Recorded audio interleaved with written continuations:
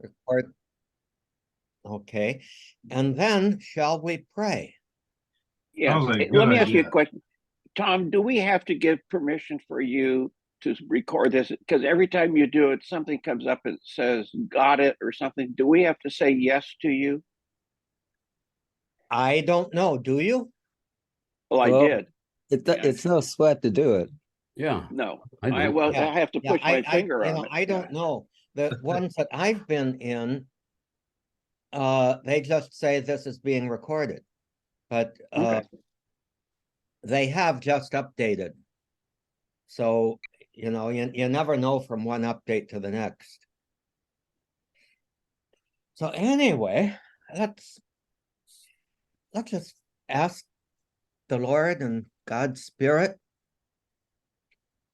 to help us to be faithful members of the body of Christ as we join together in this wonderful time of fellowship and communication, that we may be led by the Spirit to do what Christ does, which is, of course, the Father's will. And the Father's will is for life in abundance. So may we always be obedient, listening deeply to the will of the Father as we are one with Christ in the unity of the Holy Spirit. God, forever and ever. Amen. Amen. Amen. All right. Thank you. So let me see. I think I got word from George Ferrick that he can't make it, from Bob, the other Bob, that he can't make it. He's preparing for a trip to South Dakota. Oh, beautiful South Dakota. Which wonderful. is him and my ancestral home state, right? Yes, it is. Yeah. And Interesting. And I think Norm is from Nebraska, right? Norm, your family is Nebraska? My dad was. My mom was Your from dad. Canada. Okay. Norm, did you try any of those methods that I sent you to get rid of your flickering screen? Am I flickering? Oh, are you You're from? flickering. I'm Good luck. flickering? Yeah, you are too. Are you on the computer or on On the computer. you're on the computer? Well, there is a little thing up at the upper right-hand corner that says view. Right. Yeah, click the gallery view and you will see how you flicker. But it's funny, I don't come on.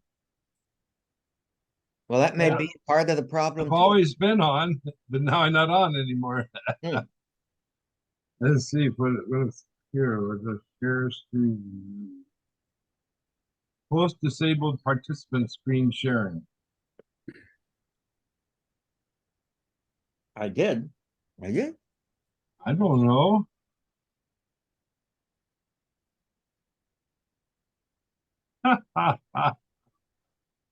Those are 6 participants. I'm there. Mhm. So anyway, how is everybody? I am doing very well.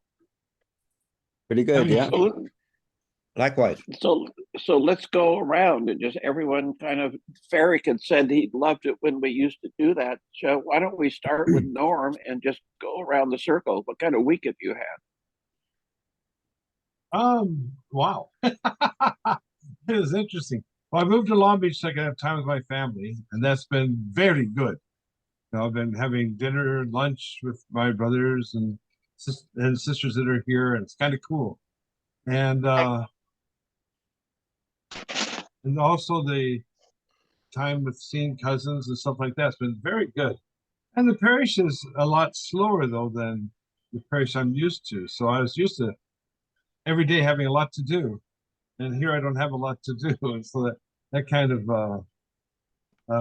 bugs me a little bit because I like being active. I like doing stuff. But the good news is that I can take a walk. I walk down to the ocean and back. That's a mile walk, and that's a beautiful walk. And go down and see the ocean, and that's kind of cool. And you Watch- meet people on the way and you um bring them the good news of Christ. Amen. So Hey, Frank. it's been good, just slower than I'm used to, and I'm not used to such a slow pace. Mhm. And Well, Are how you- about Bob? yeah, Norm, you still, one quick question. Are you still in the same location? Are you in a parish or something happened to that recently? I am in a parish, St. Matthew's Parish in Long Beach, yeah. Uh-huh. And It's your a- role there, are you like considered the term, I guess, senior priest, or are you I'm banking it? I'm like an associate, So, yeah, so I have masses and stuff like that. I don't know if you know that this parish is very famous for being a gay parish. I think And so you did mention that once before, so. Mhm. that's interesting. It's just interesting that Has been for Alright. many years. I remember back in the 80s when I was in campus ministry, many years. I used to But visit it's and a mixed celebrate parish. mass for dignity there. Yes. Well, don't have- it's not been just a recent thing. It's now years and years. Oh, yeah. Oh, wow, that's wonderful. But we have a lot of, I mean, the number of gays that come here are not that high. That they are welcomed, and they know they're welcome. And we have, they have a gay, what do you call it, club or gay gathering here. So Mhm. it's nice. It's nice being They part of have that. a rainbow flag out in front. No, we don't. We don't have a rainbow flag in front. We do stuff downtown like there's a parade or something. We have a St. Matthew's Church, and they'll have a gay flag in front of that or something. Norm, do you get any kind of pushback from anybody for this ministry program you've got there? No, I'm surprised. Yeah, I am too. Yeah. Um, It- Norm, one Catholic final, Ministry to gays and lesbians in the Archdiocese of LA has been relatively controversy-free, Yeah, that's Yeah. interesting. except for some of the bad feelings between Dignity, which was kind of outlawed, and Courage, which is sort of the official Catholic ministry. Yeah, we don't have either one operating. Just have our gay group. I You're mean, driving me. You're driving me crazy, Norman. Yeah. This is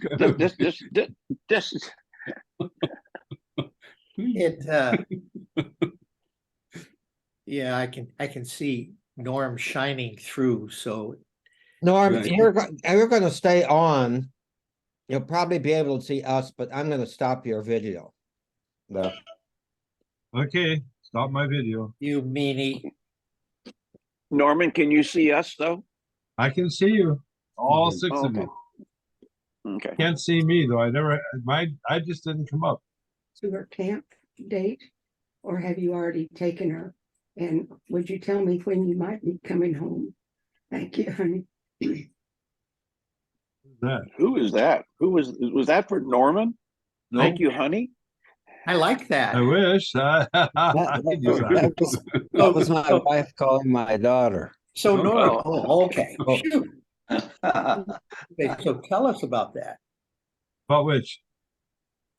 Yeah, Fred, why don't you go next, because you had an interesting week. Or interesting last week. Yes, it wasn't interesting last week.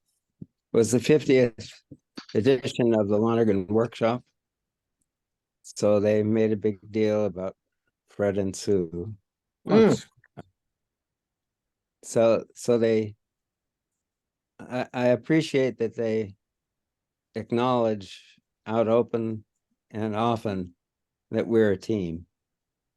And it was a wonderful week, I have to admit.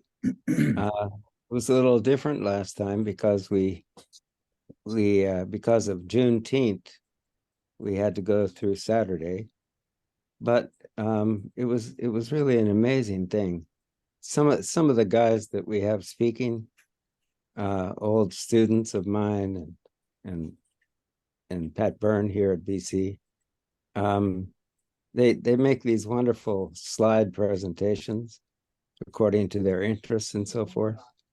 And it's just wonderful. And it's a nice mix too. Like we have a woman from Canada who gave a real interesting talk about showing how Canada really has the same problems we do with the crazies, and also all the difficulties, namely that factions won't talk to each other and so forth and so on. I never ever thought something like that would happen to Canada. Sue and I always kind of idealized Canada in relation to our experience there and in relation to Canadians that we know. But it was just a wonderful time. And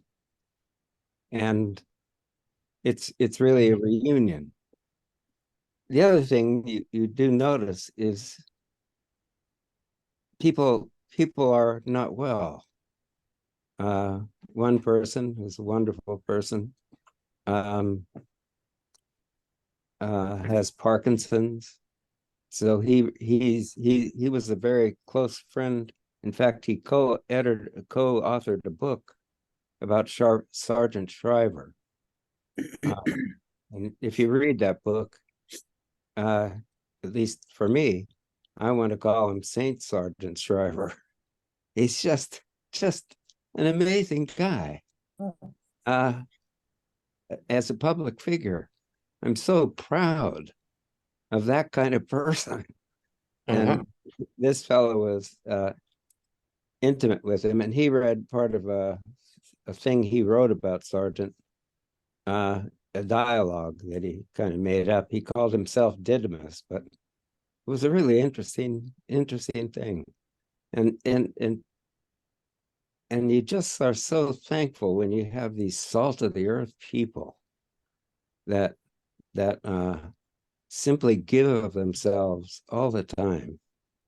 And so that was a real highlight. But it was disturbing to see he gave his talk from Washington D.C., where he lives, and he had Parkinson's, and you could see his hand shaking and so forth all the time. And but still, there just were so many amazing talks, and in a certain sense, since Sue and I started this Lonergan workshop 50 years ago, you just see how these people through the years have done so many wonderful things. They all seem, well, I wouldn't say seem, they all are self-transcending people. And in general, that kind of a week, which we do, I got to participate live, but there are many people who participate online, and it's a larger version of this meeting. It's just so you feel so blessed to be able to be a part of it. So Here comes Gary. And Fred, when you said unwell, as you look at this group around here, balding, very gray, obviously we know one another's. What about the group you were at? Is it a really aging group, or are there young people? Oh no, there are all ages at from different places. So guys that were at the early Lonergan workshops, which was mostly BC people, but it also included in the old days, the very first 2 or 3 workshops, we had the guys that were I befriended at the Greg, David Tracy, Joe Comanchak, and all those what I call stars. And oh, just mentioning David Tracy's name popped into my memory this story about Sebastian Moore, who's a Benedictine and Lonergan kind of fan, and he got tired of Downside Abbey, Hey, John. and he came to BC to be a chaplain for many years. He's a Benedictine, and he went to one of the AAR meetings, American Academy of Religion meetings, and he met Dave Tracy. And as we always do, people who are friends and still students or teachers, Dave said, "Well, what are you working on, Sebastian?" And Sebastian said, excuse me, guilt. And David said, "Ah, God's favorite emotion." Mhm. Hello, Johnny. Sorry, Zoom had me blocked for some reason. Right, yeah. Go back and get a new Me too. ID and passwords and all kinds of strange. My goodness, that happened to you too, Gary? Yeah, Zoom updated me and then it wanted to give me, I had to put it, it asked for a link and this and that and a password. So I just closed it off and I just went back to your email and it came on. So, I'll remember that shortcut. Thank you. well, I don't know what else to do. I don't understand technology, so. It's actually sort of mystifying to me that there are 9 old men who know how to at least open up an email and then go into the link, and that we can do it usually successfully. I think we should be proud of ourselves, guys. Right. I think Tom kind of fixes all That that. means- Does that mean you're raising our standard or lowering it? Yeah, Oh, I've I think raised, he's no, I've lowering it raised for it. me. It's high. No, it's high. Well, It's high. it's a bar that everybody has to surmount in order to be part of the wonderful group. right, And right. should Whether have you it- found it by climbing over it or climbing under it, that's another question. I'm at the point now where I have to get a new, I need to buy a new phone, and I like to use an iPad a lot and the phone, and now they're so dated that a lot of the things that the apps don't work on it anymore. So I've got to shell out a few dollars, say a couple of more masses, and one big mass. Well, Gary, I hope you own. Do a Apple solemn stock. high Latin Tridentine mass. Yeah, and then have Norm buy a new computer. There you go. There you go. Yeah, I'm about ready to chip in on that. Yeah. Hey, my computer works well though. I love it. Well, all we see here is your little tiny picture of you. Looks like you have your wings spread out, ready to. Gary, I blocked his video. He's been misbehaving, and so our fearless leader cut him off. His video, Tongue in cheek. video has been misbehaving. But the flickering does kind of jar me every so often. He's been exiled to Belarus. Yeah. There you go. Belarus. Yeah. Maybe Lukashenko could fix it. Good, Frank. I'll have to talk to our guru and see if they can fix it. Right. Glad you're still Talk with us, though. to a 4th grader at the school. Right. That's right. Oh my God, that's incredible. That drives me And they'll fix nuts. it right off, and there'd be no problem. And they're flying fingers on the cell phone, right? Exactly. Oh yeah. Amazing. Yeah, they'll do it. They'll do it. I think John Grammer may have some news for us. Johnny, do you have anything new on your relocation you want to share? Well, I have a lot of news, so thank you. Number one, I'll probably move to a senior center sometime during July. Number two, I was touring a senior center with my brother Mike and my daughter Krista when I fainted. Oh, no. Oh no, John, It no. took me to, they took me to emergency and I fainted again. Wow. They kept me 2 nights. They tested me all kinds of EKG, EEG, MS. MSG. MSG. QRST. Anyway, MOUSE. and they AARP. found nothing. Nothing. I say nothing of consequence. And so the doctor pretty much has decided it was, I was dehydrated and low blood sugar. And so they've got me on hydration and better diet. Well, yeah, hydration is important for us when we get older. Yeah. I found that with a lot of friends of mine. Some friends of mine come up and they say, I feel really weird, you know, and I say, drink some water. And then they say, wow, I feel much better. Yeah. You know, Does there's bourbon there's count? Does there's a little bourbon count powder as that you hydration? can, Oh, that takes the water away. there's a little Bourbon has powder that water one of in it, my, doesn't it? Yeah. Gin? My daughter bought some of that powder for me. yeah, Yeah. one of my grandsons brought it over. And he and his sister were visiting, and he said, "I have a present for you, Grandpa." I said, "What?" And he hands me this package that's sealed. And I said, what is this? And he said, well, it's for you to keep hydrated. He said, I heard on TV that you really need to keep hydrated, and you put this little powder in water and you drink it all up and you're all set for the day. So that's cool. And it really does work. I went out and did a 2.5 mile fairly rigorous walk, and I was exhausted when I got back. Took some of that stuff, and within 30-40 minutes I felt so much better. So Try taking it before your walk. yeah. No, Yeah. what it does is replace the electrolytes. Does Ned, do you just have to take it once a day? I mean, 1 glass of water, You know, drinking I 8 don't glasses know. of water would drive me absolutely stark raving mad. It's I can't imagine it. it's enough powder to accommodate 16 ounces of water. So this morning, I've filled our 16-ounce glass, put the powder in, and chugged the whole thing up.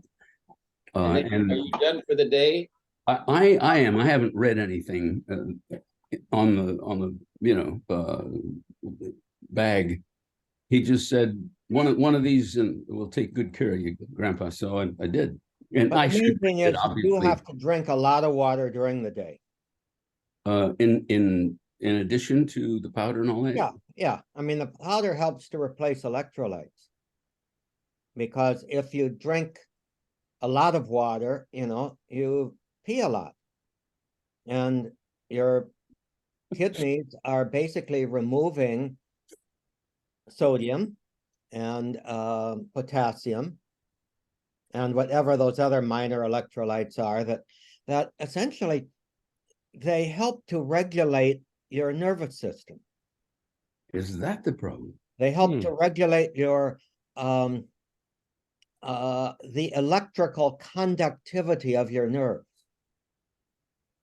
God. If anybody is acquainted with somebody with congestive heart failure, as my friend Karen is, they have to take a diuretic to keep from building up fluid, which is what congests the heart. But in doing so, taking a diuretic, that depletes the system of especially potassium. So she has to take a potassium supplement. So all those electrolytes need to be in a balance with each other. It's really amazing how so many systems in our bodies depend on each other, are interconnected and support each other. Yeah. And if you take one thing, it may be more than you need for that one particular thing, and it may screw things up otherwise. So you really have to learn to balance all of that stuff. The sign out there, if you're not drinking enough water, getting enough fluid, eating enough fruits. So, the 8 glasses of water a day, that's nuts. Because especially here in California, and now anywhere in the country, basically, if you can get fresh fruits and vegetables, you're getting a good amount of water. But in addition to that, I learned in the program at Palo Alto in the fellowship in palliative and hospice care, the year I spent there a few years back, that one of the issues for we folk our age, in our 80s, is that we probably aren't drinking enough water. I also learned, the sign of that is if you pee and it's the brighter yellow it is, the more of a fluid problem that you have, which means finish peeing and go and get a glass of water and drink and sit and sip it over the next hour or so or something like that. But that's actually a pretty good indicator. Wow. So when my wife always asks me, what do you guys talk about? So I can say, oh, we were talking about peeing today. Yeah, yes, that was the color of peeing. Yeah. Yes, but John, let's go back to Johnny. So John, what's the story on finding in a communal living situation? I have made my decision. It's called Park Plaza, and it's only 2 blocks away from Holy Family Church and Complex in Orange. So it's walking distance. Sounds like a great place for you. I Yeah, mean, sounds good. occasionally. Yeah. It's John, was it hard for you to make that decision to go to a senior center? Well, it wasn't hard. I looked at 3 and had been kind of planning ahead to look at a 4th. But after this episode and long conversations with my brother Mike, my sister Gail, my daughter Krista, we all agreed that this Park Plaza is the right place for me.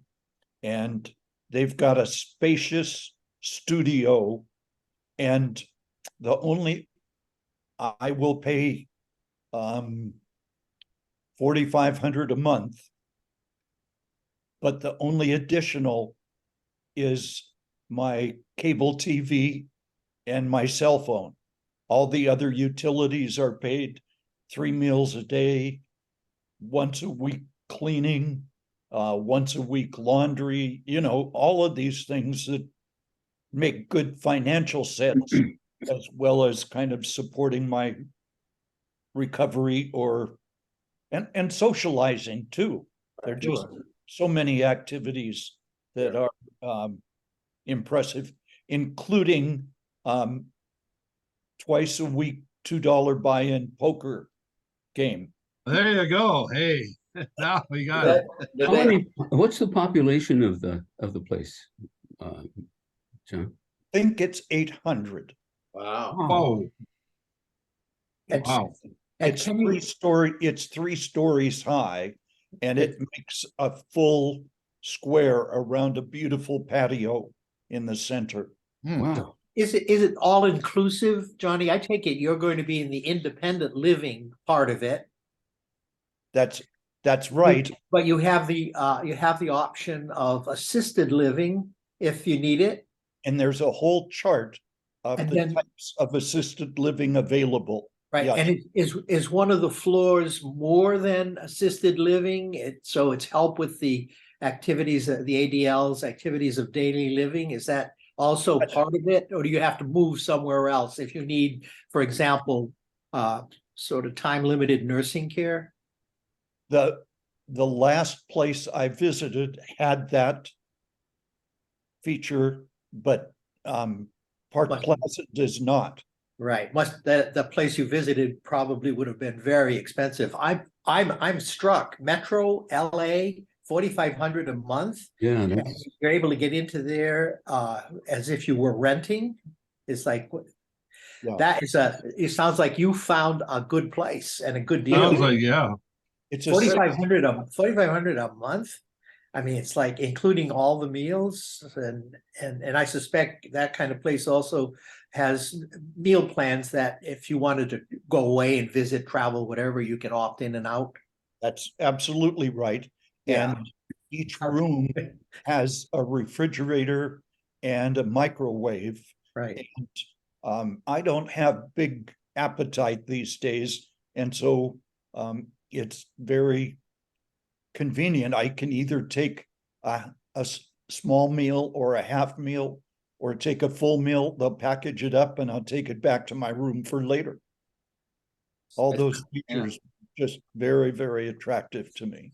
Place I'm place glad sound you- really I'm glad you were able to make that decision on your, on your own, really. I went on Wednesday, a friend of mine and I visited a guy that I've known for a long time, who's 99 years old, and he moved to this place in Santa Rosa, which is very, very nice.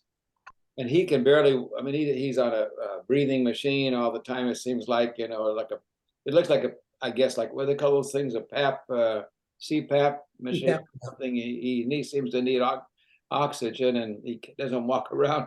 And I asked him, I said, Chuck, I said, was it hard? He was there for about 3 months. I said, was it hard for you to make the decision to come here? He said, it was very hard. And he says, sometimes I think to myself, what the hell have I done? I mean, he's 99 and he can barely, I don't know how he functions. He doesn't. He has to press a little button and they come and help him get out of bed and stuff like that. So here he's that old and he really needs someplace like that. And he had trouble making that decision. But you Frank, were, did you have Frank? You made that transition?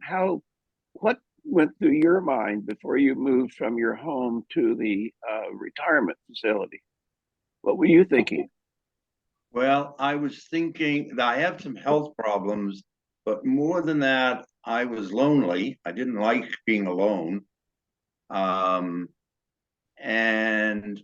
it was difficult for me to go to mass every day, or even, a few times a week.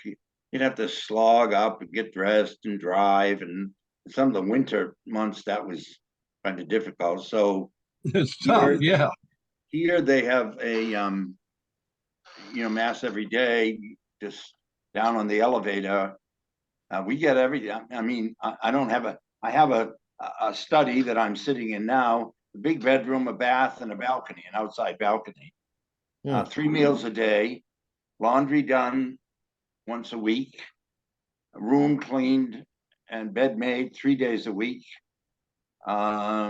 Because my medical appointments are pretty much in the city of Boston, either they'll take me or get me a cab to go back and forth to medical appointments.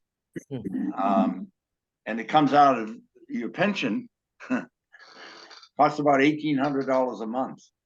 Whoa!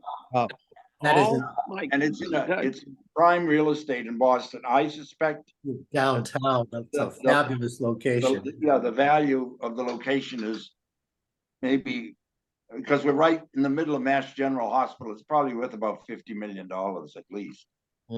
So, and then there's a second floor where you can go if you need nursing care. Our priests of the diocese who've had, open heart surgery or leg surgery during the past couple of weeks, rather, we've had 2 priests in here for 3.5 weeks or so. They haven't had knee surgery.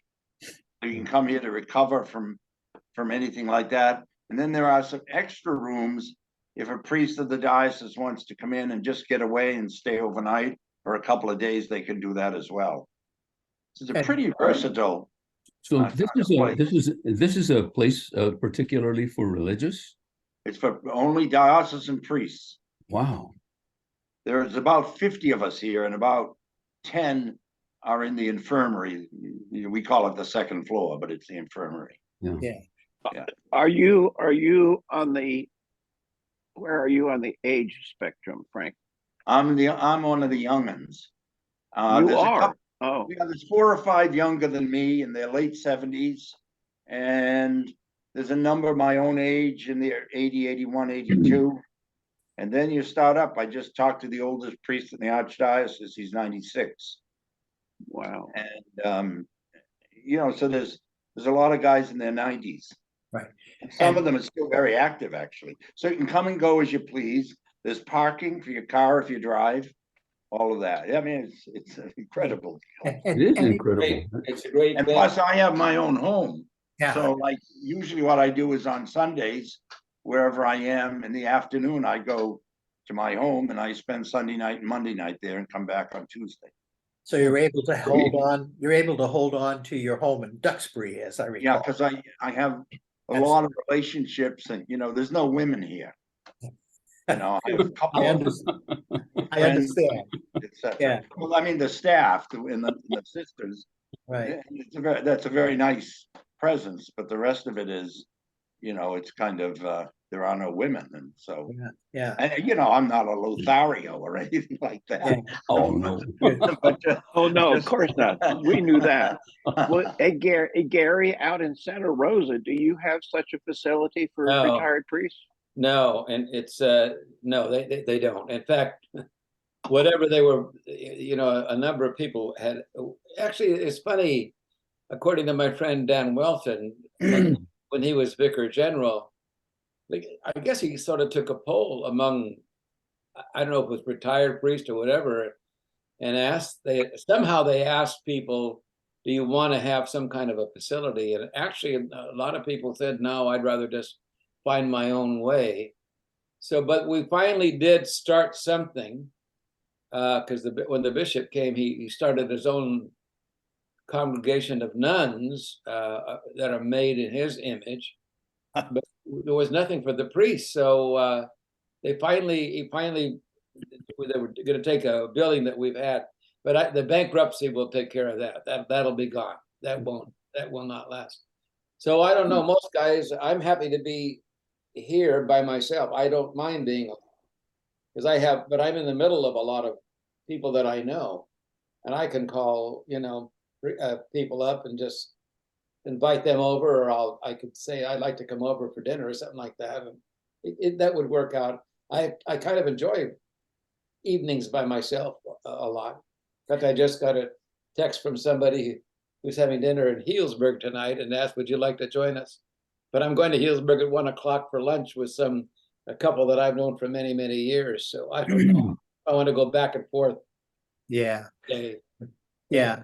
But So we can do that. We can do that here. yeah, You can come and go as you please. Just Right, sign out for a exactly, meal. yeah.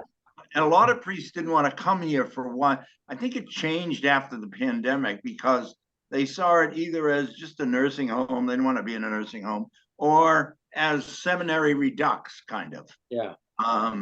And they didn't want that. So I wonder why. Yeah. it's none of that. It's really amazing, actually. There's Yeah. a very mellow tone here. No titles other than the staff uses titles, but there's no competitive drive. No. There's That's no great. pulling rank. Yeah. So there's a certain sense of kind of equality and relaxation with each other here that makes it a nice place, actually. Have you made some meaningful relationships? Well, yeah, for me, and that's somewhat important, having been away from the ministry for 40 years, but I know a fair number of, because they're older, the middle guys, I don't know. Yeah. And so there's kind of, I'm very close, someone who's been a friend of mine for many years is here. He's the chaplain who's kind of like the chief cleric in the house. But he basically does liturgical stuff. But then some of the older men that I've known, and the other thing we have is that, Cardinal Cushing started at the request of Pope John the 23rd, an order of priests, not an order, a society of priests to do service. Diocesan priests do service in Latin America. Right. Oh, the Society of St. James the Apostle. Right. And a lot of the first guys there are here now. Yeah. Because they're in the 90s, etc. And they bring a whole different Right. kind of approach to their ministry, to how they think about the church, etc., which is very, very refreshing. So Sounds like a great place. Yeah, it does, actually. Yeah, Yeah. very It's a well. good place, yeah. Is there an esprit de corps? Yeah, there is, because there's none of this title, one-upsmanship crap. That's You know. great. Those days are over. Just You don't have super. you don't have a slow pitch softball team or anything like that? They're probably playing, they 90-year-olds do aren't pickleball, really- Johnny. They're playing pickleball. On wheelchairs. Yeah, there's a lot of wheelchair, not a lot of wheelchairs, but a lot of walkers. They use special canes that are shaped like rackets. No, I have a cane. I use a cane, but Frank, you mentioned that evening meal alone. I identify with that, having been You were married. having been a widow I'm- now for I can 13 cook. years. I can cook. If it's anything, it tells you that eating is not a utilitarian event. Yeah, and eating alone night after night Yeah. after night. I Ah. can really understand that. I'm in the process of meeting with a financial estate planner, which Yep. is one of the nice benefits that I have from the organization I receive my pension from. They provide it, so they know the situation of Right. of folks like myself who are still legally, technically clergy, and so we get benefits and housing, and so having that kind of planning. So where I'm moving toward, at the invitation of my New Hampshire daughter Michelle and her husband and my two grandkids, to say, when I started looking, persuaded that at my age and as I get older, I really want to be with family. I really want to be, and that all the research, all the indications from the geriatricians is that if you can possibly pull that off, and if you can't create one, there are ways of doing that too. But if you have some alive and they're welcoming, so what I'm looking at is the possibility for a while I'm still mobile, of being bi-coastal, which means I'd like to, as part of the estate planning, hang on to the California house, possibly create kind of the owner's unit within it. When Mary Alice and I first bought the house in the 70s, I won't tell you what we paid for it back then and what it's worth now, but you may have some idea. But the whole lower level, it's on 3 levels going down to a patio. It's the lower level was an in-law apartment, so everything is plumbed and wired and everything else. Although we'd probably do things, creating a little in-law apartment there, and once I have the details worked out, possibly renting the house itself, except for my unit, so it still leaves me at least for a while to come and go, and then spending time seasonally, very possibly, although I do like winter, and as long as I'm mobile, believe it or not, I still do occasional cross-country skiing. I was, part of my experience was I served on the National Ski Patrol, backcountry cross-country skiing, and so that's still that's a piece of my journey, and the exercise is marvelous, sort of. So the idea of being in New Hampshire and starting to ski early there without having to drive to the Sierra, there are a lot of pluses. But I'm working through. My son-in-law is financially astute, so he's part of the conversation with the estate planner. The goal being to try to hang on to the California home, let it pay for itself, and as my granddaughter Caroline says, the sign is still on your bedroom, Pepe. That's a French Canadian for grandpa. It says Pepe's room, so it's always there for you.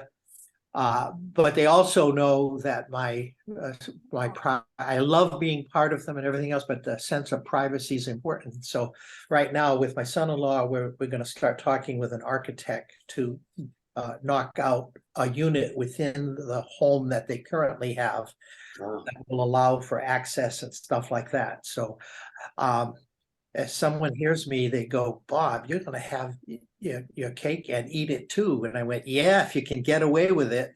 Bravo. Yeah. So, Bob, I have that in as much as my daughter, and in fact, I was there all Thursday afternoon and for dinner Thursday evening, is about in good traffic about 40 minutes away from here. uh-huh, And so Is that Megan? That's your daughter Yeah, Megan that yeah, we've yeah. met? Okay. yeah, yeah, and that's, and, Go and ahead, so Bob. I can go there anytime, and she has a bedroom and bath that Yeah. I can use if anytime I want to stay there. exactly, that's so Yeah, wonderful. Yeah, When it I, is. when I was looking for a place like, you have yours sort of naturally just built in. Yeah. Because you're canonical, I was looking for a place. Don't you dare call me that. Hey, Frank, you went there. That's it.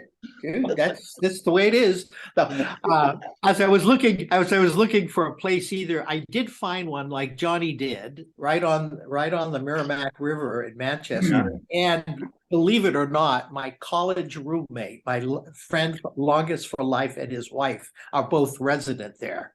And in fact, in Manchester, same sort of facility. It sounds like you described it. Maybe not as many tenants. There are about 300 in his place, but the price was about the same. So I sort of looked at that. I like the idea of not having to buy into a place and just paying rent. But I also looked at some of the facilities where in fact you buy in, but that's when my daughter Michelle, chip off the old block, said, why would you spend all that money? We have so much room here. And then, we'd love to have you, blah, blah, blah. So at any rate, they made me feel very welcome. But I also know having my own sort of separate place is good for me and it's good for them.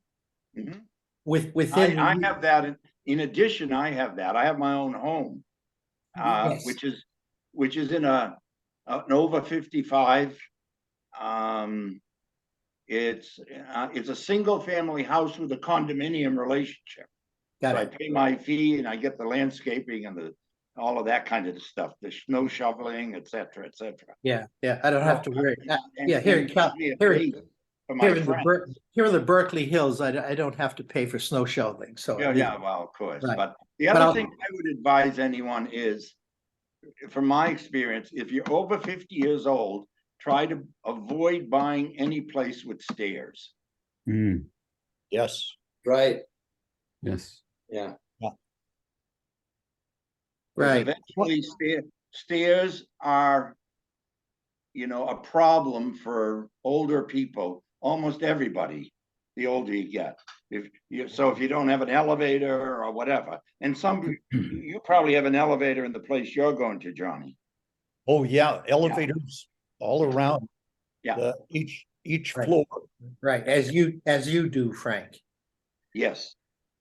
We had, So John, when do you think you're going to move? It will be anywhere from 10 days to 2 weeks Okay. Now who's going to help you? in the month of July. We're sure of that. And so are you going to take a lot of your own furniture or is it essentially furnished? It's my furniture, and I've got a substantial number of items that I'm going to be giving away. I'm just way overstocked with the furniture that I'll need for this place. And what's happening to your house? Um, Are you going my to life, keep it my and- life is very complex. I have filed for the divorce, and I expect. No, really? You're finally going to do that? Yep. I I'll have leave it alone, Tim. that's a refile from, I think, 6 years of marriage, which goes back, I think 30 years ago that I filed the first time and didn't finish it. My brother Mike, who's very assertive fellow, has he's overnight with me. You know him, don't you, Ned? Oh, yeah, he'll give you what for. There's a laugh of This is recognition. Gail as well. Krista, my daughter, is the soft-hearted one, so. Oh, thank God for her. She's wonderful. Well, don't let that bother you, Johnny. I filed to have my laicization lifted 40 years after I first did it. So there's always time, time. You guys are really lucky. Frank, it sounds like you've got a great place and I'm very fortunate. it's going to thank happen. God. And it's to the foresight of Cardinal Cushing. He was the one who started all Yeah, this. I was thinking and Bless maybe his it's heart, something yeah. holdover from when the church was very strong and there was some money and there was some. That sounds Now, great. it's run by a separate trust. It's associated with the archdiocese, but it's separated from the archdiocesan budget. Mhm. So they raise money separately and have, all that kind of thing. So That's great. Wonderful. Gary, did you say that your diocese has declared bankruptcy? Yes. Yes. So Yeah. what do you see as the consequence of that? What do you see are some things that Well, either I the think clergy or laity would see as a result of the bankruptcy? I don't really, I know other dioceses have declared bankruptcy as businesses have, and they somehow manage to continue to function. Right. And I think what happens is whatever assets the diocese has, that will be claimed for, to help pay victims. California here, they did a 3-year, they've done this before, but for 3 years, they suspended the what do you call that, statute of limitations. So and the lawyers were busy. There's a guy, Tom would be very familiar with this guy named Jeff Anderson and Yeah. associates in Minnesota. Yeah. Midwest. They make their living on these child abuse Mhm. claims, and they're flying around in jet planes and private jets. They're doing very well. They found the cash cow, and but a lot of this last round, at least for our diocese, they picked up 200 or 300 more cases. I mean, and they're going back 50, 60, 70 years. And, the diocese didn't know anything about these things. Los Angeles, I'm sure, is going through the same thing and everything. Amen. Oh, yes. So the names that are surfacing, some of them that are surfacing are just amazing to me. It's like It boggles. anybody could. One guy sent a picture in of the Yeah, person he thought abused him, and it was a picture of the former bishop here, Danny Walsh. I mean, the guy didn't even know what he was talking about. So, but anyway, they will take whatever assets the diocese has, but the diocese doesn't have many assets anymore. I mean, it's already done all this stuff. The parishes are now separately incorporated as corporation souls on their own. So Wow. technically they cannot be sued. Each parish cannot be sued, but they could try to challenge that, but the bankruptcy courts have upheld that particular kind of thing in other dioceses. So that seems to be, the parishes would be fairly safe. Although, the diocese could have to say, look, we've got to come up with X amount of money and we need to get it from all of you.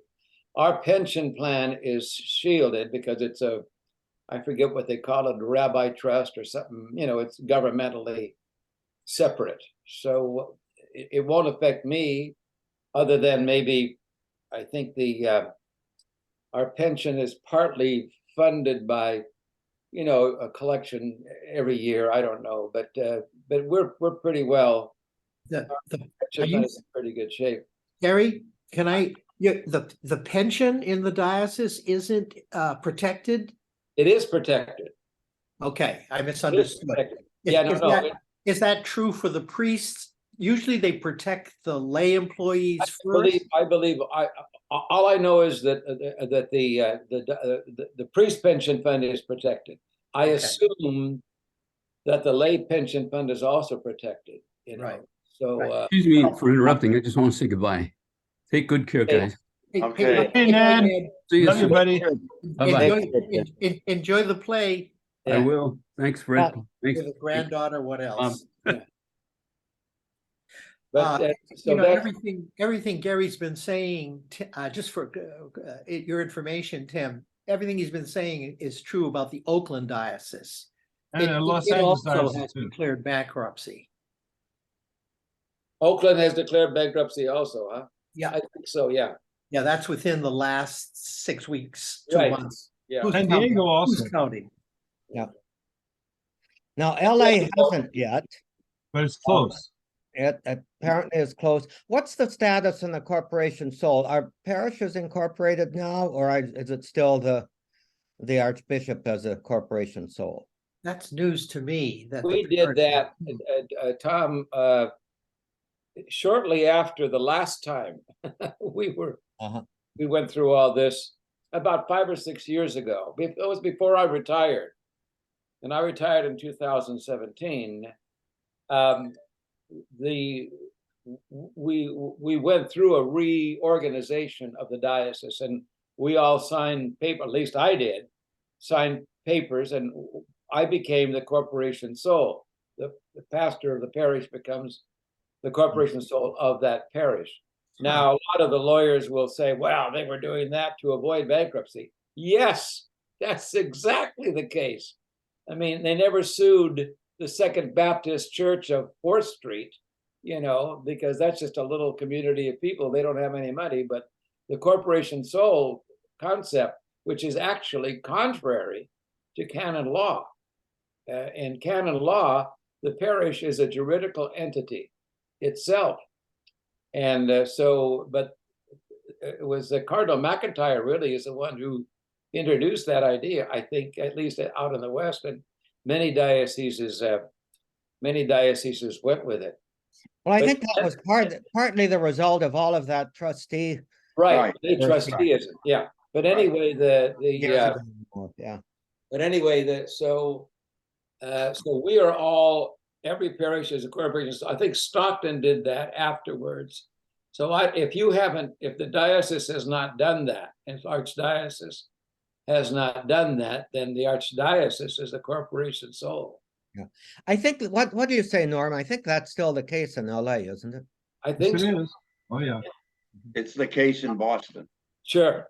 I think many dioceses still do it. But the thing is, like Los Angeles, you have so many resources that you probably could withstand, you know, whatever the lawsuit would be. Santa Rosa cannot. So Tim, the only other thing, I don't know, Dan Welton is this good friend of mine. He lives here in the parish. He's retired now, and he was the vicar general, and he's a wonderful priest, and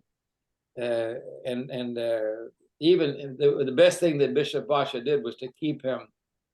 But he has speculated, I don't know if it's true, you know, it could be that after this is a 2 or 3 year process, after it's all done, we could be subsumed back into San Francisco. So I don't know. Oh, okay. But it doesn't affect, I don't believe it affects the regular running of the diocese. That's what I was wondering. Yeah. I don't think it does that. Bankruptcy is a way to be protected so that you can still function. Yeah. And that means the priest will still get paid and, you know, all that sort of thing. But The schools stay open, et cetera. Yeah. well, unless they, I don't know that they can go after the schools, but if you have properties and things like that in your parish, that could be, Mhm. the diocese does have a few assets. And one of them was a building. It used to be the former chancery office for the Santa Rosa. And that's actually where I first met Bishop Leo Maher when I made my move from Los Angeles to Santa Rosa. But that building then became a convent, and that was the one that's was being remodeled as a retirement home for 3 or 4 or 5 priests if they didn't want to have their own place. But that will certainly be on the chopping block, I think. But the diocese doesn't have much more now because it's lost so much already in lawsuits. because of child abuse. So, but that's as much as I know. If I had Dan Welton here, he could explain it to you, and it would take hours because he would go over every single detail. So you're lucky you have me. What do we have? Gary, Gary and everybody, I was just doing a little bit of browsing and searching on Google, and I find that you have a YouTube video, oral history from the research center of the Charles Schulz Museum. Oh yeah, yeah. A half hour of non Gary Gary Lombardi giving his oral history. So yeah. Is this Charles Schulz of Peanuts fame? Yeah. Yes, Peanuts. of course. yeah, he lived in Petaluma, right? Or He lives in Santa Rosa.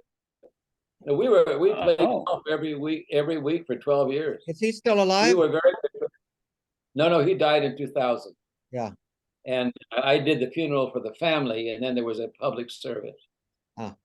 And I've got I have on my wall in my family room, I have 4 originals that he did Wow. and signed them. Wow. And they came from conversations that he and I had. Hold on to those. And the bankruptcy can't touch them, right? Oh, no, those are mine. No, they're in his home. But we were, we became good friends, and so there have been times I've done a couple. There's been I've been part of a couple of interviews, about my relationship with him and what he was like and that sort of thing. In fact, the man I went to see on Wednesday, a guy named Chuck Bartley, was a very close friend of Sparky's. And Chuck is now 99. In fact, when I went into Chuck's room, he's got all kinds of books and things like that about Sparky, because he was very close to him. And he said, and it's interesting, he says, Sparky is part of my prayer every night. Sweet. Very sweet. I have not, to be honest with you, I haven't looked at those things. I know I've sat for interviews before, but I've not looked at any of them. So, And so you're not getting royalties from YouTube? I don't think I think that belongs to the museum. Is that is it a museum deal? Yeah, Yeah. Oh, okay. Yeah, I'd like to see, maybe I'll look it up. I'll ask Jeannie, that's his wife, because I remember there was something a couple of years ago I went to, and they interviewed me, but I was talking to whoever the director was, but he was in New York. So he was asking me questions, and they made some sort of a program. There were a number of people, and I never saw it. I never saw the thing. It was supposed to be on Apple TV or Disney or whatever it was. I haven't seen it. So anyway. well, I'll email everybody the link since I have it right here. Yeah, email it to me too, so I can take a look at it. That would be fun. That would be fun. Gary, your housing situation is somewhat akin to Frank's, isn't it? You own your own home. I have my own house, but I do. I have my own house. As you look at the aging process, and are you planning on staying there? Tim's the one, as Tim has Tim, ever since we started this Zoom thing, you've reminded me how old I am about 60,000 times. No. I was trying to think. I was trying to think, 80 is just a number, but Tim reminds me that it's more than. Oh shit! I'm sorry. No, that's okay, because you brought up what are you going to do later on? And to be honest with you, I'm so new. I never had a house before, and after my mother passed away and I received inheritance, I was able to get a house, and I'm so new at this, I can't think about leaving it. But I think, I'm glad you said that. Don't be sorry at all. I'm glad you said that. I'm just teasing, because we have to think about these things. I looked, as I say, I saw this guy, Chuck Bartley, the other day, and I'm realizing there's going to come a time, I don't think it's imminent, when I have to think about that. And the first thought I had was getting someone to come in, you know. Yeah, to- yeah. to stay here. There's a group of people here from Fiji. And a lot of older people that I have known and you know, over the years in the parish, they all wanted as a certain age to get a Fijian to take care of them, because I guess the Fiji people have a tremendous reverence for the elderly. And they're I guess they're kind of trained in elderly care. And so I was thinking that would be an option. And then there are some retirement centers here in town. And in fact, one of the sad things that I'm kind of wrestling with is a good friend of mine. She's 96 years old, and I've known this family for years. And she goes as a daily mass person, and she's very kind, although her husband and doctor used to call her Mary Good. Sometimes she's too kind, you know, too sweet. But when after her husband died, Jim died, her youngest, she lost 3 adult children to cancer. And never complained ever. And in fact, one guy came to see me, he's a neighbor of hers, said, I want to be a Catholic. And I said, Tom, what's motivating you? He says, well, I live right next to Mary McCaffrey. And he said, she's lost 3 adult children, and she lost her husband, and she's never complaining. And whatever she has, I want, you know. Anyway, her youngest son and daughter-in-law bought her house, and they had to do a contract where she stays there. She lives there, but it's now their house. Well, the daughter-in-law, I guess, from what I can gather, is they don't seem to get along. And she finds Mary irritating. And lately, some friends of mine have called, and they want to put her in an assisted living place. And it's a very sad thing. It's a very sad thing. She said it's very cold. I mean, she tends to eat by herself, and they're in the dining room eating, and you know, it's putting the son in the middle of his mother and his wife. You know, it's a tough. Bob, you're lucky, and Frank, to have, and John, you know, to have a situation, but it's very difficult, you know. Gary, one observation on something you've said is that you haven't given it any thought because nothing is imminent. That's right. Yeah. When something is imminent is the worst possible time. I know. Yeah, I know. But that's why I say I appreciate Tim bringing that stuff up. Yeah. Right. Well, so Sandra and I, a couple of years ago, started looking into, you know, continuing care facilities, which is you can go from independent to assisted to nursing to memory care to the funeral home, kind of in that progress. And one of the things that we learned is in many of these cases, and Johnny, I think where you're going to go, you have to be able to walk in the door. That if you cannot, I mean, and that's not just a saying, is that you have to kind of show them that you can live independently before they'll allow you to go into what classically is called independent living. And as Daly is saying, you know, if you wait too long and you can't do that, then you're not going into independent. You're going either into assisted living or a nursing home, or you're living with one of your relatives, you know, which is, I can't imagine that that's a positive thing. But anyways, Good observation, Tim. I'll just say that when I got the tour of each of the 3 places I did look at, they walked around and they wanted to see, even though I use a walker, how mobile I was and how capable I was. In my mail yesterday, I got from the Evangelization Culture Journal of the Word on Fire, and it's all about Benedict XVI. I haven't started reading, but anybody here highly conversant with his time as Pope and your sense of him? I think we all have opinions. Yeah. Right. I don't think you can retire with him, because I think we've buried them. Yeah. Well, I'm not sure of that. I think. On the other hand, Archbishop Ganschwein is always, he may be available if you want him, if you want him to come and You're take looking for- coffee. Well, Doesn't have anything else to do. We're having a little fun here, Johnny. It's sort of, Peter Seawald, who's Yes, his, yes. Peter Seawald, who's his official biographer, has done an extensive 2-volume biography on Benedict. And I think we need a little time to really see the full impact he had.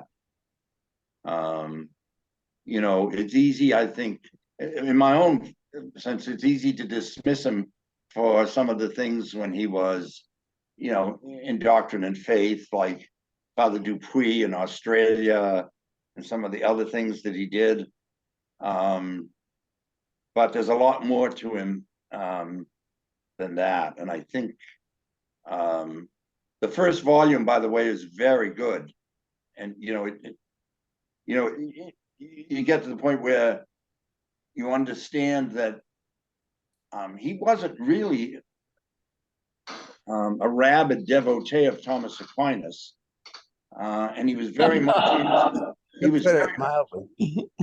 he was very much into contemporary German philosophy at his time, and also into Bonaventure. Yeah, I read that too, the Last Testament. That's, yeah. So there's a lot of, I think, good stuff out of there. And we should just, Ganschwein is gone. Forget him in a way.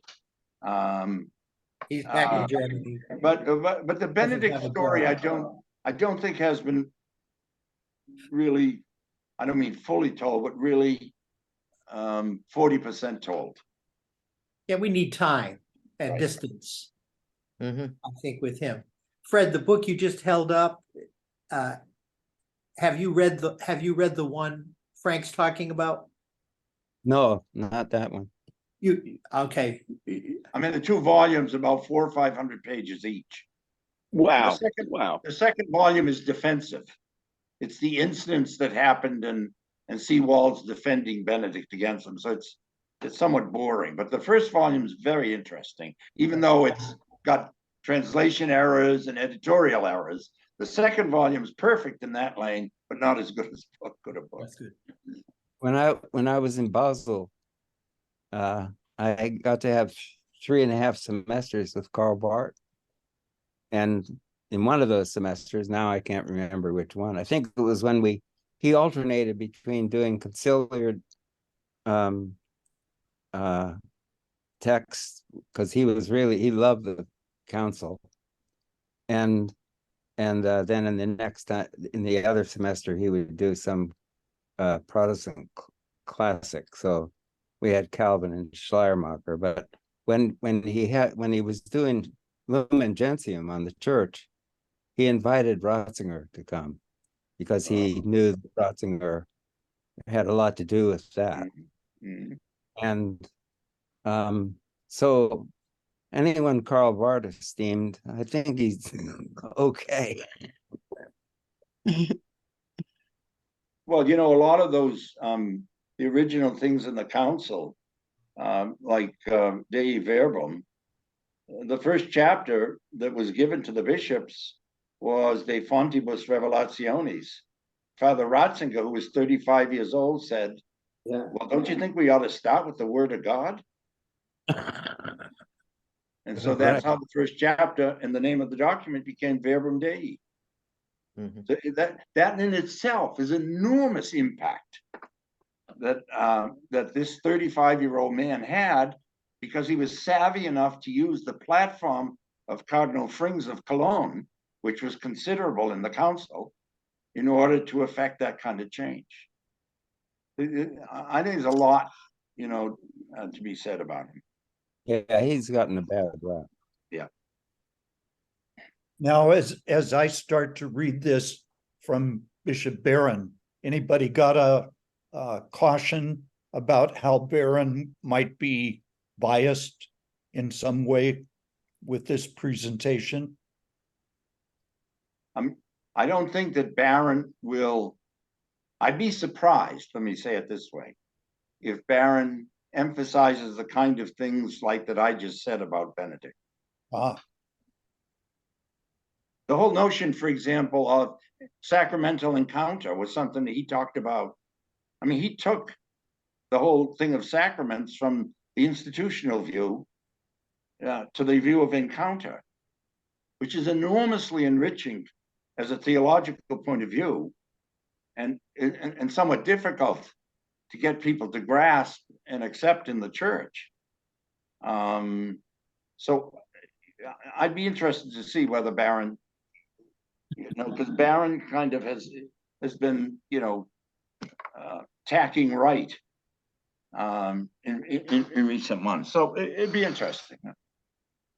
well, I don't think I'll get through this in 1 week, but I'll try to take some notes, and with all the other distractions, I'll go step at a time here. That would be good. That'd be That good. would be really good. It would be, I think it would lead to a good discussion. Thank you, John. You bet. By the way, excuse me, but did anyone read the talk that Archbishop Pierre gave to the bishops? No, No. It's absolutely beautiful. No, All right, who is Archbishop Pierre? Tell He me is who the that is. Pope's representative in Washington, Christoph nuncio. Pierre. Okay, He's the Okay. nuncio. Apostolic Okay. delegate, whatever they're The calling. nuncio. He's the nuncio. It's because he's an ambassador level, all those kinds of Yeah, stuff. it's ambassador. okay. Yeah. And so was that who was to he the, talking to, recent, Frank? Can you send the link, Frank? I think so, if I know how to do it. I'll send it to Tom. Can I send it to you, Tom, and then you distribute it? Sure. Yeah. Okay. And so who did he? And the one other thing I want to, it's about the Synod and the Eucharist. And Okay, it's somewhat pointed at the bishops in terms of the tack they're taking on the Eucharist, and somewhat pointed at the bishops on the tack they're not taking, which is virtually zero on the Synod. that is amazing to me. That is absolutely amazing. And Says a lot about our bishops. the one Sure. other, well, he's a diplomat, so it's confrontational, but he's a diplomat. And the other thing I mentioned, and you guys in Los Angeles, on page 5, he has a brief paragraph on Bishop O'Connell, and he calls him a shepherd who immersed himself in the reality of his sheep, who walked with them and was with them in finding a way, no matter the difficulty of their circumstances. He's a model of synodal service combined with Eucharistic charity. Wow. Is that Francis? Wow.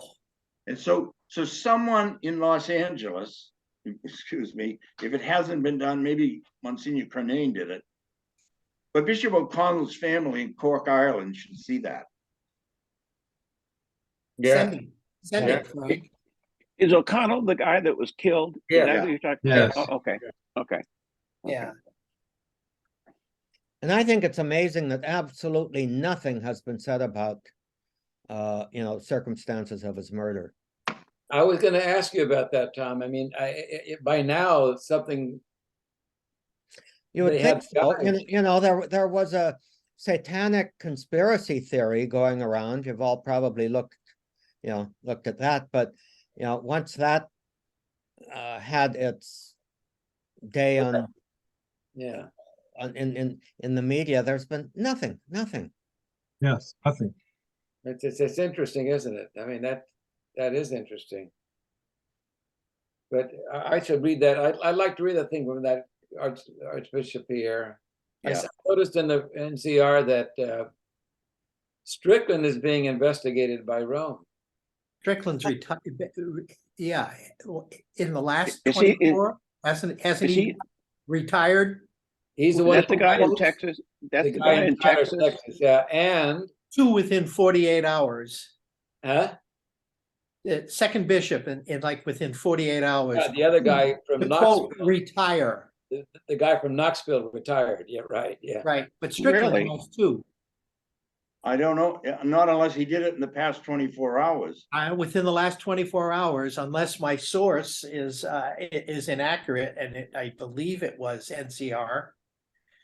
Well, there was an Someone can do a quick search and, I just completed an investigation that Bishop Chicanus from, used to be in Phoenix, I think, and Bishop O'Connell of Camden, who was the president of the Catholic University of America, just completed an investigation in the Diocese of Tyler within the past few days, I think. Yeah. But the guy from Whoa. Knoxville retired. I don't know his name. He got But that was he was very controversial in his in diet. Knoxville, yeah. Yeah. He resigned, kind of, I think, yeah, because he's only 65. Yeah. And so what's the issue with this Strickland guy? What was the issue? He accused the Pope of eroding the deposit of faith.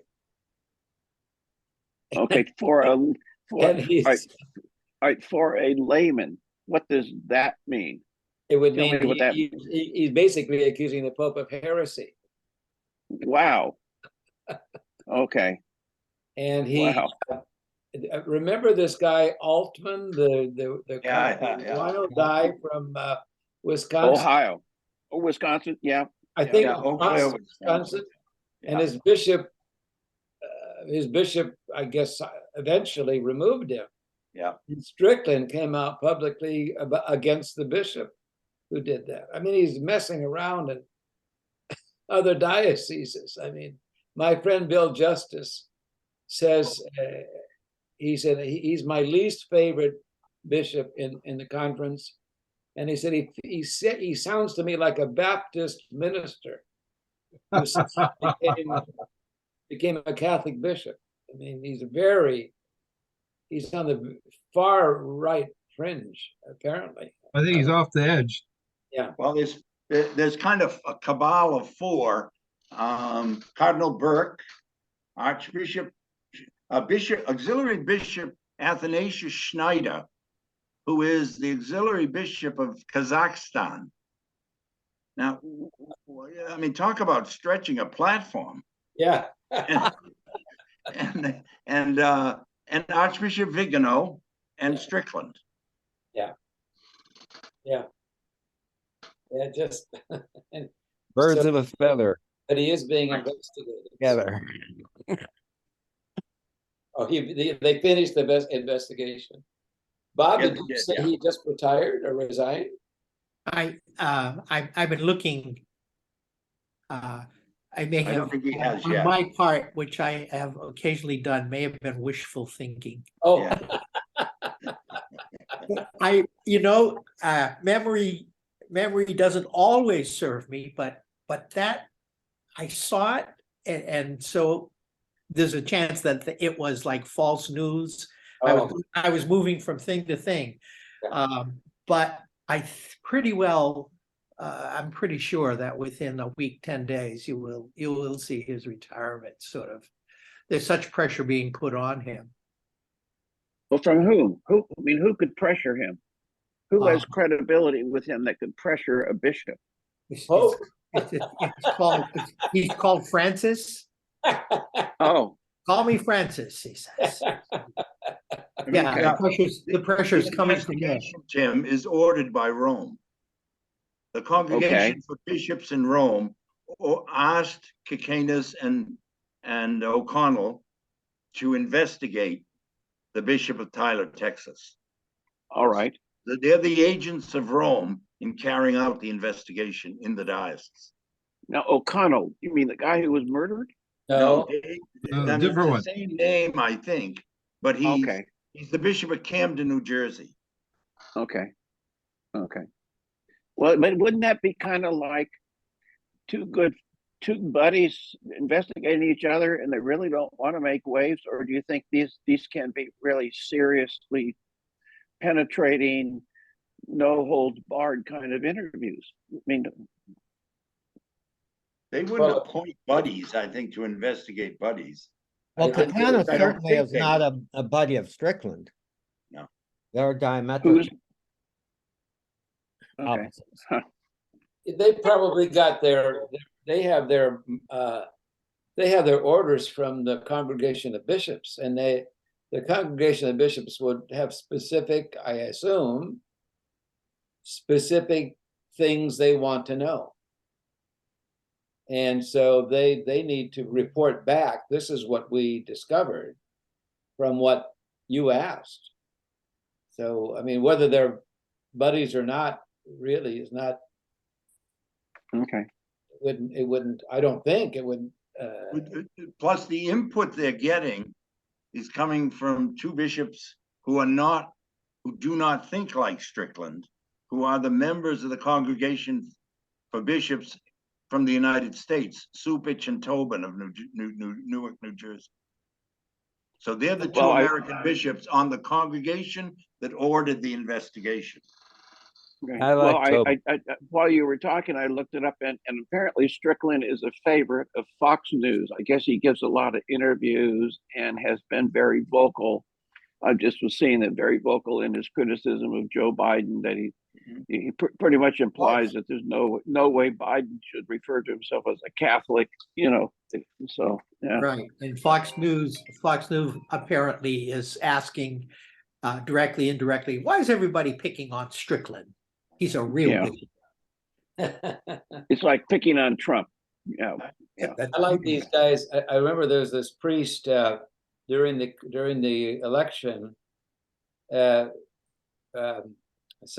friend of mine sent me this link to this priest. I think he's in the Archdiocese of Washington, D.C. or some neighboring diocese. He's one of those Episcopal priests who came over to the ordinariate, part of the ordinariate. Yeah, and he's married, and he had there's a fiery homily at a Sunday Mass claiming that he was not being political, but he was, and he was condemning Joe Biden for being a supposed Catholic for his stance on abortion. And it was just, I thought to myself, geez, you've just been here a few years, and this man has a faith that carried him through the loss of his wife and two daughters in a tragic accident, and now it carried him through the loss of his son. And you have the nerve to call him a supposed Catholic. I mean, that's I just can't. That's amazing to me. The misuse of the pulpit on the part of some people.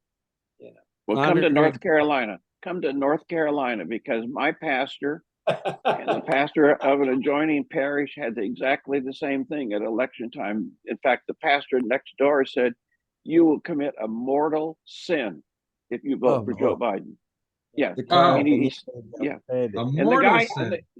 and this pastor has the balls to record and put on podcasts his homilies. Yeah, and That's the kind of stuff that gets on the internet. That's where it would be one of those kind of things that I saw. That's all. By the way, I am coming to North Carolina probably in October. You should have for asked golfing. There was possible to do a mortal sin without pleasure. How good, Frank? How good? Yeah. Oh God, it's awful. It is. Awful. These I'm guys. even called those guys Carabinieri della Fede. The cops. What does that mean? With the cops. Hey, The cops. Carabinieri del. Oh, I see. Yeah. Yeah. So, Tom, how is Karen doing? I just sent the link to Archbishop Christophe Pierre's talk. I presume you were referring to his recent address to the U.S. Bishops meeting? Yeah, in Orlando, yes, yeah. Thanks, Tom. Thanks, Tom. You're Thank welcome. you, So, Welvers. Hey, Tom, how is Karen doing? How is Karen doing? Karen is doing reasonably well. She just got kind of, good news, maintaining the status quo from her cardiologist and oncologist. So that's good. Her spirits, as you met her and know, her spirits continue to be absolutely phenomenal. And so I think all things all things considered, things remain relatively hopeful. Good. So, but thank Good. you for asking.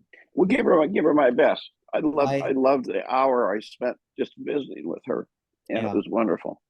Yeah, Yeah. I shall indeed. I shall indeed. And so, what does anybody have planned for the 4th of July? If anything. Tell us, I- Tim. Tell us, Tim. What are you gonna do? Got Fred. Fred, what do you got? You, Oh, I just said I plan to cry a lot.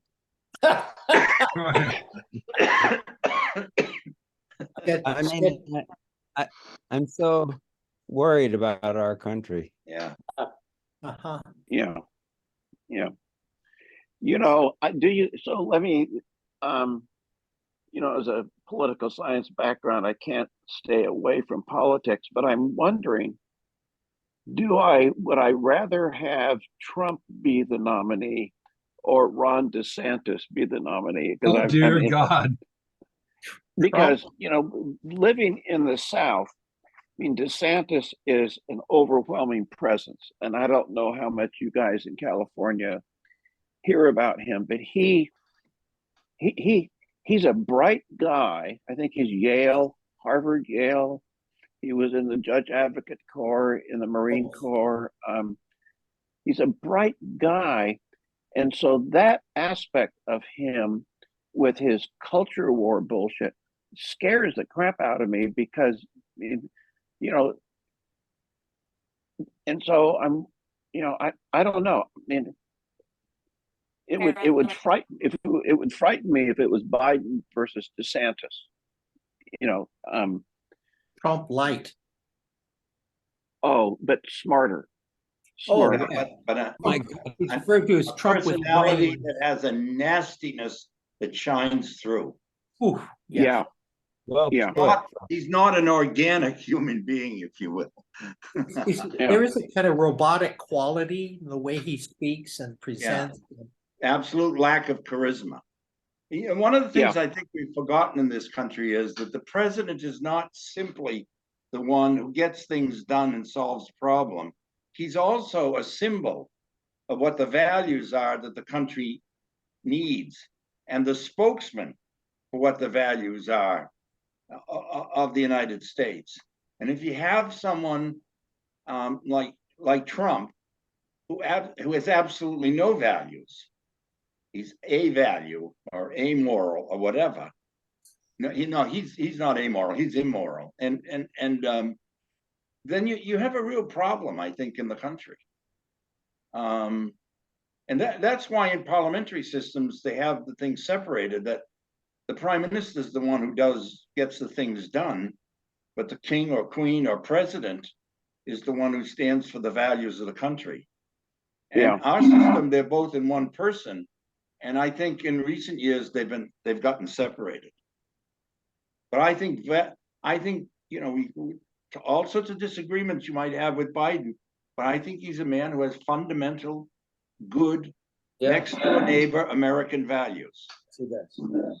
I think you're You know, right. it was interesting to attend these friends of mine, Gil and Chris Pritchard, who live in Pinehurst, and my cousin called me the other day. We'll probably go to North Carolina in early October, and I'll give you a call and see if Please do. Yeah. But they were here a few weeks ago, and we were talking, and Christine, who's a very bright lady, said, how did she say it? She said, I can't imagine Donald Trump not winning the presidency. She's not for him. She just said, I can't imagine that he will not win the presidency. And I said to her, Christine, I said, you live in, it's a reflection of what she experiences by living in North Carolina, where everybody seems to be, whereas in California, you can't imagine him winning. You know, you can't imagine, because in California, you know, I mean, I'm surrounded, except for my closest friends, by all kinds of people who think entirely differently. But by the way, she just subscribed to Heather Cox Richardson. newsletter. So she'll get a whole different perspective, from her. Very bright lady. Fred, do you know her? No, I don't know her personally. I know she's a colleague from BC, but she She's on goes the back and forth. She goes back and forth from Maine, so she isn't like hanging around BC. What's But her name, Fred? I sure do like her. No, Heather Cox Richardson. Oh, okay, yeah. Yes. Well, I think there's some, Gary, I think there's something to what you're saying, because when, the area in which you live has a particular political culture. Right. And where I live, I mean, it is very right wing. Yes. And I probably can count on two hands the number of people I think who think the way I do. And so when there are conversations, when you're deep in a particular political culture, so you have a political culture in California, there's one in Boston, there's one here, you tend to think that you transpose that attitude or that opinion on the country as a whole. Right. And so if I listened to people at my church, for example, I would think that Trump would be 90% supported by people in my parish. And yet probably if I was in St. Matthews in Long Beach, it would be like 99% would be voting against Trump. And so it's hard to be able to figure out what is the real picture when you're so tied in with your own political culture. It's just, I can tell you that DeSantis has an enormous appeal among my conservative Catholic friends, because he's Catholic. He's Catholic. He put through this 6-week abortion ban. I mean, if I try to have a conversation, these are Cursillo buddies. If I try to say, well, what do you think he thinks about Ukraine? Or what is his view about tax policy? Well, they have no idea, because DeSantis never talks about that stuff. DeSantis is waging a culture war, and I think he believes that is really the only thing that's going to matter in the election. Is the wokeness, transgender issues, bullshit, stuff like that.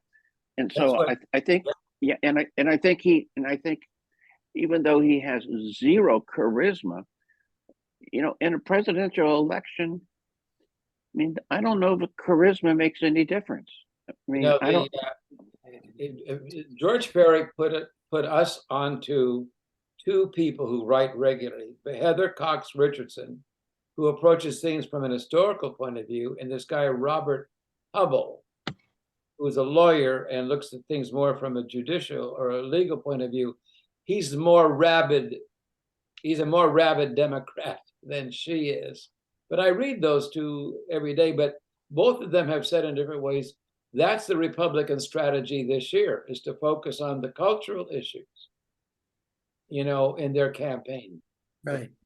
In the news in the last 24 hours, I think I got this one right. The Koch brothers have put $70 million into one of their named funds. These are Republicans, yes, as an alternative to Trump. Yeah. Basically saying, been there, done that with him. Yeah. It's time to support somebody else. And here's $70 million to launch this particular fund.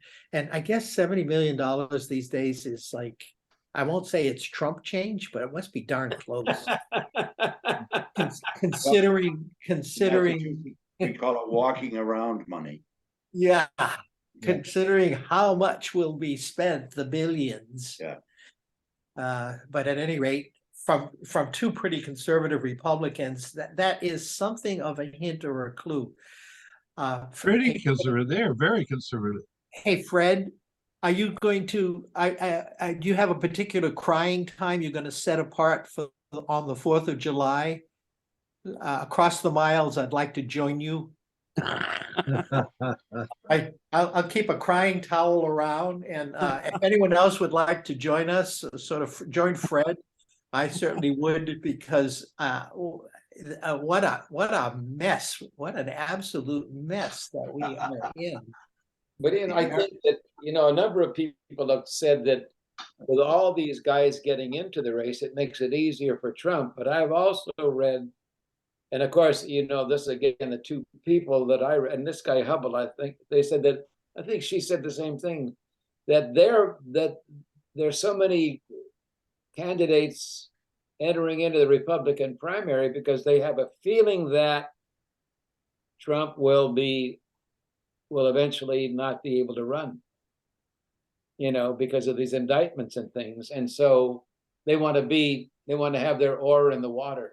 Either that or they're trying to become vice president. I don't know what their plans are, but Well, he is not going to. We know enough about Trump to know that he would not choose someone who ran against him to be his vice president. that's true. Yeah. Yeah.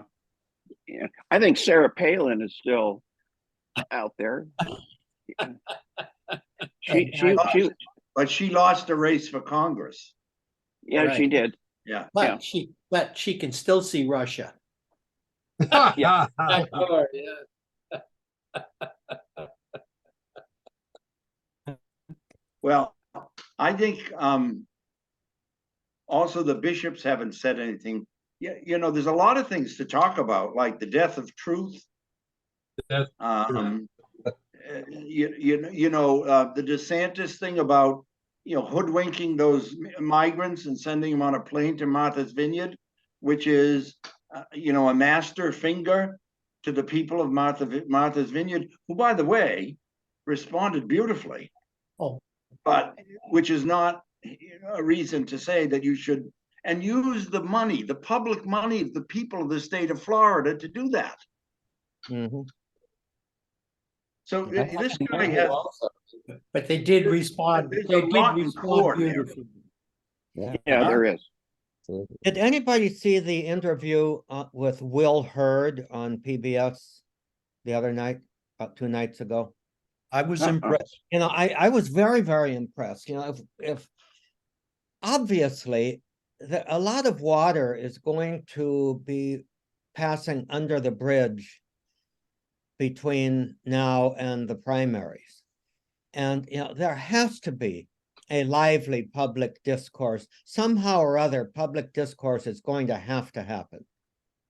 And, I don't know what we can do to promote it, but I do think that people like Will Hurd need to be heard, pardon the pun. Nice pun. It Do you wasn't remember an- what platform he was on? I was impressed as you were, but I don't remember what platform, How do you mean platform? Is there a question? station, program. Oh, PBS NewsHour. It was the NewsHour, wasn't it? What a valuable Yeah, place I that I did see it, and I was impressed. Now, Got 3 votes whether already? whether he has, No a name most recognition. of a chance, I don't know, but it would be good if some significant money could get behind a PR campaign for somebody like him. I saw an interview with a guy that it just kind of knocked my socks off, and it was an interview with Gavin Newsom, your guys' governor, with who's the guy from Fox News, the talking head? Oh, yeah. They're all talking here. Hannity. Yeah, Hannity. Yeah, I'll tell you what. Yeah. I'll Out tell you what. Hannity. Republicans vying to win the party's 2024 presidential nomination. There's Will Hurd. Just Google Will Hurd PBS NewsHour and you'll get it. Okay. And so this interview Sorry. with Hannity and Newsom, Newsom really must be a smart guy. He's a numbers wonk. He is a numbers wonk. And so Hannity would say something about the number of homeless. Well, and Newsom would say, you know, that's on me. He said, we have not done enough. And he said, well, I was mayor of San Francisco, I didn't do enough. And I haven't done enough now. And he said, yes, I will take full responsibility. And so Hannity had nothing to say after. I mean, it was like, you know, and I thought to myself, I know that I probably disagree with Newsom on his abortion issues, but if you're looking for a kind of a charismatic guy, youngish, who can handle himself with the media, you know, I wish Uncle Joe would step aside and say, you know what, you know, I've got prostate issues, or I have to go to the bathroom too much. You know, I don't think I should run for president. And I mean, I don't know what you guys in California think about Newsom. Well, I was impressed. he gets Sorry. elected. Yeah, I think he can't do anything about his VP if he wants to be elected. She's untouchable. That's too bad. That's too bad. With regard to the whole minority vote. Mhm. And so she's untouchable, but 2 years in, the potential for her moving on and him naming our governor to position him to run down the road a piece. I wonder about that. Yeah, I mean, does Kamala Harris have this incredible reservoir of goodwill in California? I didn't think she did. I thought you guys were kind of surprised she was chosen. That's true. Yeah. For me, anyway. Well, but she got elected, To me, she got elected statewide for 2 different offices in California. Yes, she True. did. Yeah. Yeah, she did a Attorney good- General, she did- US Senator, Yeah, she did it. 2 she top did- offices. She did a good job. I know. I watched and I voted for her every time she was moving along. But I think she's untouchable with regard to potential to replace her in this election if Biden has a chance. I mean, that would be massive. But a year in, 2 years in, for her to step aside to have the governor come in as VP, that I don't think that's out of the question. You mean that she would resign the vice presidency? Is that what you're saying? Yeah, to position the governor to run for president with Biden's resignation. I can't imagine that happening. Me either. Yeah.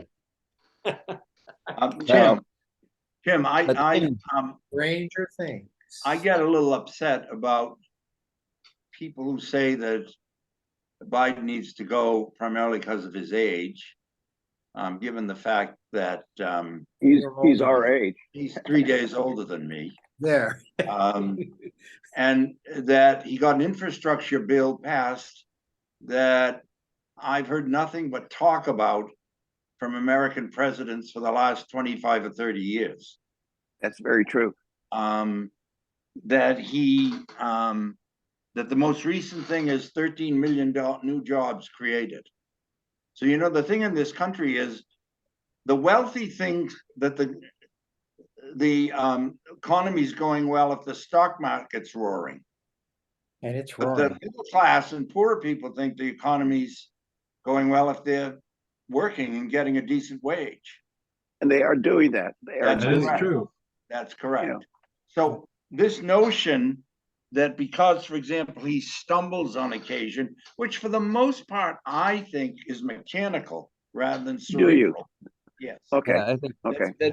That he stumbles on occasion, and yet, you know, he's made what he calls the largest single commitment to addressing climate change in the history of the United States. And he has all these achievements. And, you know, and no one remembers that the the deficit was what? Donald Trump added $8 billion to the deficit. 25% of the deficit came from Trump. Yeah. Correct. Yeah. Correct. Right. So this notion that for some or other, now I think there's a consideration, frankly, about age, and because we're his age. We know, for example, that our reaction in driving it isn't exactly as sharp as it used to be, or this isn't quite as sharp as it used to be. I think in some sense, our sensitivity to liturgical reality, our ability to sit and understand a complex document like one that Fred would send, none of that's eroded. That's there. And the notion that, this is, you hit 80 and these things are beyond you, I don't think it's borne out. It's a myth that I think the other side is using, forgetting full well, of course, that Donald Trump is 3 years younger. I totally agree. In my perspective was, I think it's more important.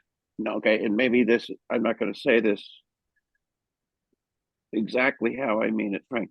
I think it is more important that Trump does not get elected, or that DeSantis does not get elected. Yeah, I know. And is Biden the guy who's going to be able to carry that off? That was what. Yeah, okay. I'm sorry. No, don't. I think Biden is a class guy. And so it broke my heart in the elections in 2020 when I would hear pastors in my area, say it was a mortal sin if we voted for Biden. Well, I didn't go to I voted for Biden, but I got to tell you, I didn't go to confession over it. Good for you. You didn't? Yeah. No, I didn't. I received communion. Biden doesn't treat Republicans as the spawn of the devil. He's willing to work with people. And I think that's a wonderful quality. That's Yeah, exactly right. Right. Hey, And on that's a how he's got things done. right.